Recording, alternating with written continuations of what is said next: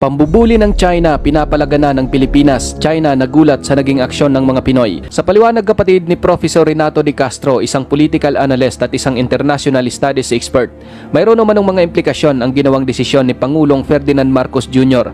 nang ipaputol nito sa PCG ang floating barrier na inilagay ng Chinese Coast Guard sa Bajo de Masinloc o Scarborough Shoal upang pigilin ang mga Pilipinong mangingisda na pumasok sa loob ng bahura.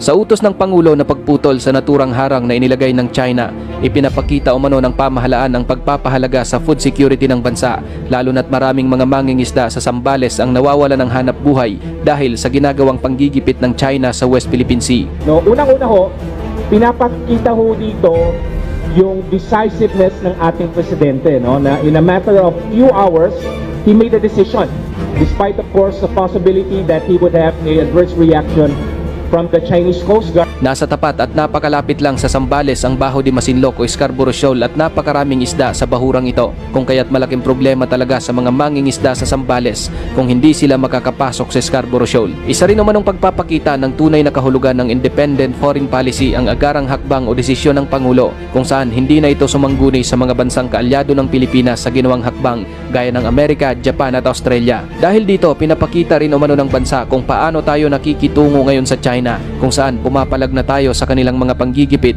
na siya namang ikinagulat at hindi raw inasahan ng mga Chino, kung kaya't animoy nataranta ang mga ito sa kanilang mga sagot. Dagdag pa ni Professor De Castro, medyo nag-aalangan din umano ang China sa Pilipinas dahil sa Mutual Defense Treaty nito sa Amerika. Epektibo raw ang ginagawang hakbang ngayon ng pamahalaan at Philippine Coast Guard sa West Philippine Sea, lalo na't bumabalik na ang mga Pilipinong mangingisda roon. Ang tingin palagi ho ng China sa kilos ho natin, nasa likod natin ng Amerika. Nag-decide ho si Presidente na i-cut yun without consulting the Americans para ipamukha ho sa mga Chino, decision namin to. Kasi ang nakasalalay dito ay of course ang interest natin, food security, and of course this is a clear exercise ng independent foreign policy.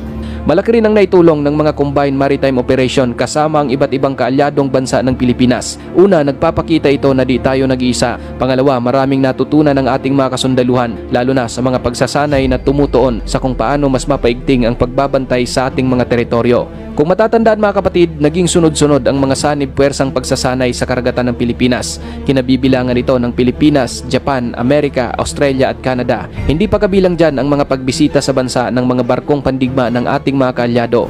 Samantala, binatikos naman ng China ang Amerika dahil sa patuloy umano na pagpapalaganap ng kanilang alyansang militar sa mga bansa sa Asia-Pacific region, kabilang na ang karagdagang EDCA site sa Pilipinas. Sa isang press briefing, sinabi ni Chinese Foreign Ministry Wang Yi na kinokontra ng China ang military